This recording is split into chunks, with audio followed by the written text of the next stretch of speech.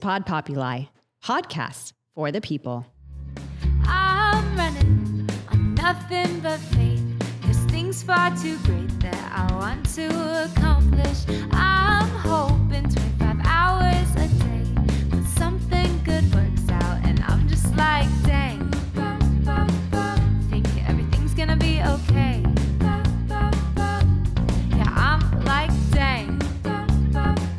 Think you might just know the way. I'm like, dang. Dang. We's back. So today we're talking about how to take care of ourselves. You only get one body. Unless science is holding out on us. So let's talk about how to take care of it. How do we take care of it?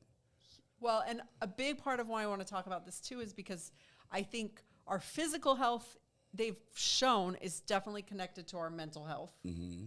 And so we need to be taking good care of our bodies. Yes. Like we shouldn't be eating sugar, but I do. Yes. Yeah, we shouldn't be doing, let's see, obsessive compulsive things. I don't do that, so. Well, and just, you've talked before about the toll that, certain activities are going to take. I think sometimes when you're young, you don't weigh that out. Yeah. You don't sit and think, okay, what is this going to cost me in the end? Yeah, well, all that gymnastics and racing and crashing and wrecking has paved the way for a body that had to be worked on and fixed. Yeah, you had shoulders replaced. Yes, knee done. So, you know, that's what happens. Yep. But I had a great time doing it. And I think sometimes it's worth it, right? Yeah, like that's what it's for. I don't think you want to live your life so cautiously that you don't actually get any enjoyment. Which means that you don't want to run outside in a bubble. Yeah. But you do have to be cognizant and think about what the cost really is, right? But what is one healthy habit you should do, but you just can't seem to stick with?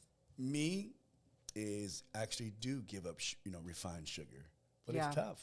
It is so hard because I did it for a little while. Yeah. It does get easier. I can honestly tell you that if you go without eating sugar for at least a month, maybe 6 weeks, you will stop wanting it so bad. What?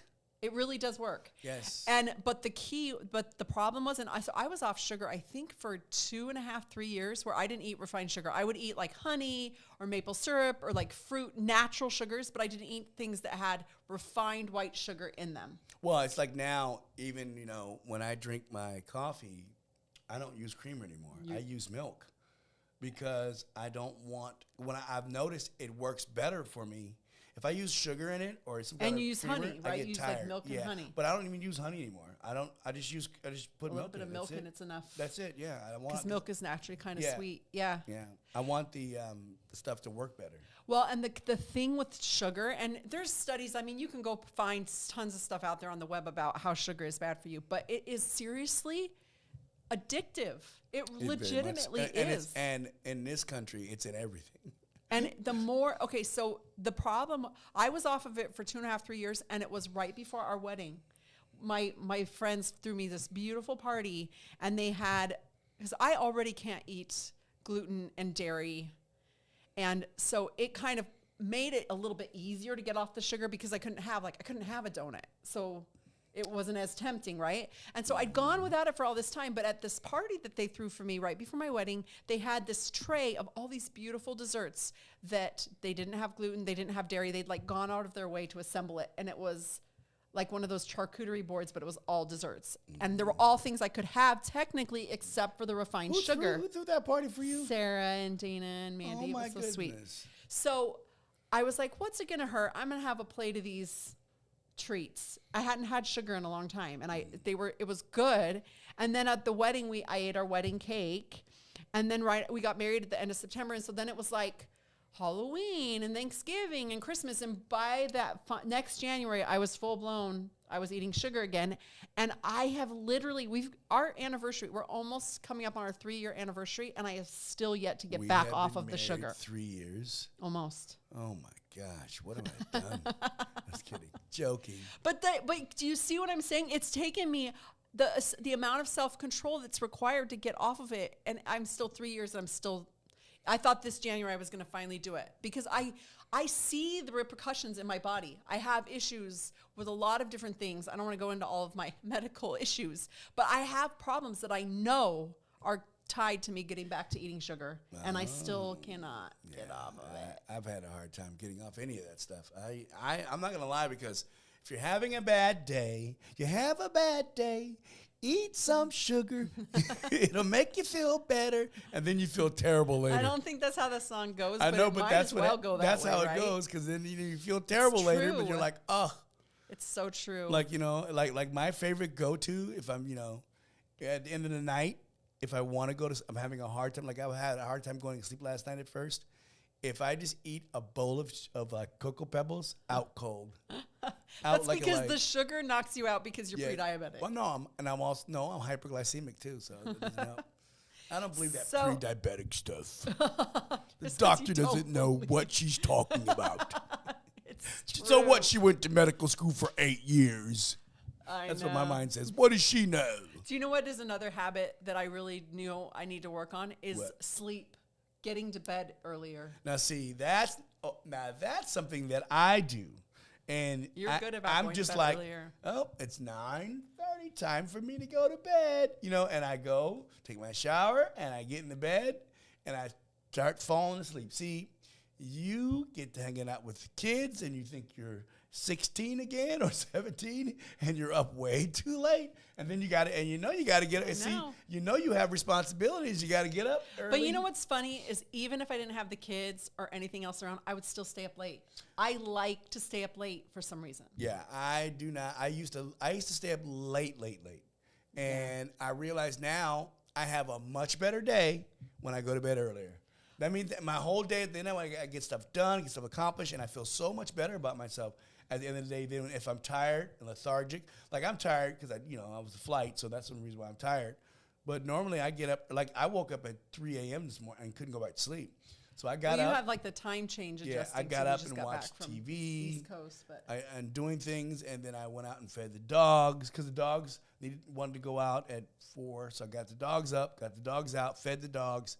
Then I ended up getting dressed and I started streaming early. So, I just started streaming and then I got tired and I went and laid down and took a nap for like 5 minutes and got back up to leave. You're doing the same thing as me. You just get up way too early and I'm just staying up way too late. Well, so you're not getting the full hour amount of sleep you need though. Normally I go to sleep about 10:30 and I fall asleep and then I wake up about 5 or 6, which is the hour's fine. But I woke up this morning because I'm on a different clock and I couldn't. Yeah, but it's not just this morning. You do actually have a struggle where you get up sometimes at 3:30 or 4. But guess what? At my age is what people do. We take naps during the day. Nap is your best friend. It is important to take care of our bodies. Yes, but how do we keep it from becoming just another source of guilt? Well, that's an interesting question. How do you prevent it from becoming a source of guilt? I don't know. No, because it is a source of guilt, isn't it? I don't know if I can really, be very helpful in this situation until I can master it myself. I don't know. Let's see. Well, here's a better question. What is the weirdest health trend that you've ever seen?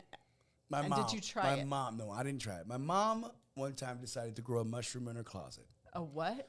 It was a health trend all over the news, not internet because there was no internet at the time, all over the news about you grow this mushroom in your closet and you drink the mushroom juice and it helps you lose weight and it helps you and so she did you have to like order these seeds like you would like a mail-in order of seeds to start it? But all I know is she had a mushroom in her closet and I kept telling her, Mom, that's bad for you. It has to be. I said, your clothes are in there, things are falling off clothes into those mushrooms. I said, you shouldn't do that, Mom. Did it smell weird? No, it didn't smell weird, but the fact that she got sick. Really? Yes. And she followed it, she juiced it. And I threw that thing away. Because it was going to kill her. What kind of mushroom? Did it look like the ones with the little hats? The little it was like a mushroom that floated on top of the water. I don't know what that was. Oh, weird. It was a mushroom, though. It was a mushroom, but I never heard of that. We made my mom throw it away. It was bad for you. But that's a trend that I saw. I never tried that myself. I mean, people will try almost anything to help if they think it will help them lose weight. Yeah, well, think about this. Not just that. Think about if you heard that this drink can make you stay youthful for the rest of your life. But there was a 50-50 chance that it could kill you 50% or 50% of beef, you would do great. I wouldn't use it. No, you wouldn't, but you know people would. Yeah, there would be people. But I actually just I saw a drink like that on Instagram. It wasn't going to kill you, but it was really expensive. But it was like all these people were talking about, look at my skin. It's so springy. It was like a collagen drink. And I spent a good 15, 20 minutes researching it because I was like, I want that. Let me tell you, there was a movie called Power. Power? Yeah, on Netflix with Jamie Foxx. And they had this pill, and it can give you either a power for 5 minutes or you're going to explode. It was 50-50. And people were like, I want the power. Pow! And the other people were like, that was terrible. Everybody tried it. What power was it going to give you? It can give. You didn't know what the power was going to give you. That's the other thing. I would never try that. Okay, yeah, that doesn't even appeal to me. Like, I would need it to be more specific. Like, it's going to give you the ability to see through walls and fly. Okay, you know something? I probably would take the 50-50. You would not. I probably would. You would, even though if you don't know what the power is going to give you. I may end up with a superpower that I can get. But it's only going to last a few minutes. It lasts 5 minutes. That's okay. You hit your clock. That's not very long. You take it. Well, you hit your clock. You take it, and then once you 5 minutes out, you take another one. That's the stupidest thing I've ever heard. I'm just telling you. That's why the movie was called Power, and they had to get it off the market because people invented it. No, they were trying to sell it all over the world. No, they didn't. It was a movie on Netflix. It's called Power. But they didn't invent it for real. I didn't say they invented it in the movie. No. Come on, they invented it for real. Well, the movie's still out there, right? Yeah, they can see it on Netflix. It's called Power. But it's just that was it a good movie? It was actually very good. And people, 50-50 chance. I don't know. Maybe I'd wait till I got older, till I was like 90. Then it's 50-50. Either way, you're going to go anyway. No, it's a terrible idea. Do not take a pill like that. Oh, my gosh. So have you ever made a change in your diet or fitness and stuff, and you felt the results mentally? I did. When I lost all the weight. Yeah, when I went to my thing and I was down to 170 pounds. I got all the way down to 161, and I felt that is when I met you. And did you know? Okay, so Piper reminded me of that recently. She's like, "Mom, I thought when you were dating Todd, you said he really likes to eat healthy, just like you." And I was like, well, he did. Yeah. When I met him, you were right in the midst of that. And guess what happens? You get a little stressed out with extra kids, and you start saying, you know something? Those little dang kids. Do you remember give me a bowl of Munch cereal. Bars the first year of our marriage? I had a Munch Bar fetish. Oh, he was ordering the cases of those Munch. They're not even good. I do not like that candy Those bar. are the best candy bars ever. Why'd you have to remind me? They're sort of like Paydays, but they're better. Paydays are gross. Do you know that I hadn't seen a Munch Bar what until made you think of it? I was out here in one of these stores and I saw a Munch Bar. I was like, oh my God, that's my favorite candy bar in when I was a Phoenix, kid. you saw a Munch Bar. And then you realized you could order them on Amazon by the case. Yeah, I was ordering by the case. So he was ordering them by the case, and he was eating. You about killed me because there would be Munch Bar crumbs in our bed. Do you know how badly I hate crumbs in my sheets? It's like one of my biggest pet peeves. And here is my new husband eating Munch Bars constantly and getting crumbs in the bed. I was like, oh my gosh, I'm going to kill him. I go on these little tangents every now and then. But after the Munch Bars, it was those Jolly Rancher gummies. Gummies. I was killing those Jolly Rancher gummies. Oh my hey, but gosh. I haven't done it lately with anything. You got on the peanuts, and then you had peanuts that you kept by the bed, which is infinitely better for you than a Munch Bar. Yeah, but I just snacking on don't peanuts. Keep anything anymore. I just gave it up. Yeah, you have stopped eating so much right at I gave it bedtime, which is probably a really good habit. No. That was, I think, actually, speaking of the question, which was a habit that you've done that was really helpful. There was a while there where I wouldn't let myself eat after 8 p.m. Like I did you don't eat from 8 p.m. You pick a 12-hour period. Yeah. So I picked from 8 p.m. till 8 a.m. Yes. And honestly, it really did help. It does help.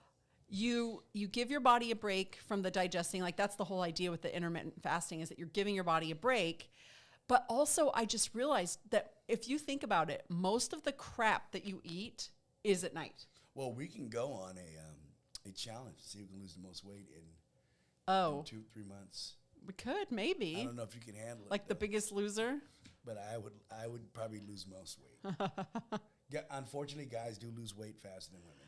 Well, the key too, if you want to try doing that intermittent fasting, what really helped me was having something to drink that was like 0 calories. So like I did like a sparkling water that's flavored or something, because when you're watching TV or you're just unwinding, I don't know why, but we've like trained ourselves. Like I wanted something to put in my mouth. Yeah, see, and so I drink the little I don't use fizzies, and it helped me get to that, like where I did that for a long time, and I think it was helpful. Well, maybe that's what it is. You got me munching on things. I saw you munching on things, and then I don't munch on things in bed. I never eat in bed. I bought munch bars. No, that was because of me. That was all you. Really good. 100%. It was delicious. Buy a munch bar. Okay, so when life gets stressful, I think we can pretty much sum up that the first thing for you that goes out the window is eating healthy. Oh, yeah. When I get stressed out, I will eat everything. See, I don't make time to go to the gym like I should. I go to the gym not because I love like working out, or in fact, I really don't like working out, but I go to a gym that has like a steam room and a whirlpool, and I kind of make myself do like a few minutes on, like I'll do 10 to 20 minutes on a treadmill, and I'll do some weights for my arms because I don't want the little flabby bat wing arms. Well, I've had and then I reward myself by going in the hot tub in the steam room, and that's enough to get me to go. Like I needed that immediate reward of something to look forward to. I've had, because I've had this shoulder issue for a while, and I got it fixed finally, but still, it's not ready yet for me to exercise or play basketball or do things. I did walk a lot when I was in New Orleans, which is great. Thought I lost weight, but no, didn't lose any at all. But it is hard because I think that being athletic, playing a sport is a great way to get the exercise because it's so fun. You're not thinking about exercising, right? Yep. Oh, yeah. So wait. So how do you push back against the idea of self-care is selfish? So that was a big point for me, right? Like Why? Because I felt a lot about, like growing up, I really felt like it wasn't that taking care of other people was more important. Oh, than self-care? Than taking care of myself. So anytime, like I remember, it feels like my parents are wonderful. I don't blame them or think they're bad or anything like that. It's just, and like we talked about before in other episodes, like I'll teach my kids something and they just hear it totally not how I mean it because of their own, filtering system or whatever. But the way that I saw it was like, anytime I was looking in the mirror, anything like that was all vain and worldly, and it wasn't, and it was selfish. And so it wasn't good. But my mom valued healthiness and eating healthy and eating well. So somehow I kind of decoded that for myself, that taking care of myself is really important because I can't take care of others if I don't take care of myself first. That's true. It's like in an airplane, you got to secure your oxygen mask. And that's right. And that, something, that's a prime example of what that really means. You cannot secure someone else's mask until you you secure yourselves. So that means that you cannot take care of anybody until you take care of yourself. Yep. Then you can be able to take care of other people once you take care of yourself. And we got to be careful we don't wear our bodies out. They're amazing. Like what I remember when I was teaching the kids anatomy, I was so impressed by so many of the different things. Like our bodies are amazing. And okay, well, what small, go ahead. You said amazing. No, go ahead. Okay, what small doable change can you make? You think you can make a difference in how you feel? I think I'm going to try to go to bed more of a decent time. I'm going to still try to get off the sugar. I'm trying to narrow it back to just dark chocolate. I don't eat any other sugar. I don't allow myself to eat any other refined sugar besides the kind that's found in the dark chocolate bars that I like. Then I guess I better send back your gift, I guess. Yeah. No, but that's a huge improvement, though. No, I guess I have to send back your gifts then, so. No, I'm kidding. What are you going to do? Nothing. At least he's honest. I'm going to keep doing what I'm doing right now. Just keep going. Until I get like, hey, and I go, I've had enough. Once I get to the size that I don't like, time to lose weight. Well, dang. And dang! Another episode of Dang. Please like and subscribe and come back and keep listening.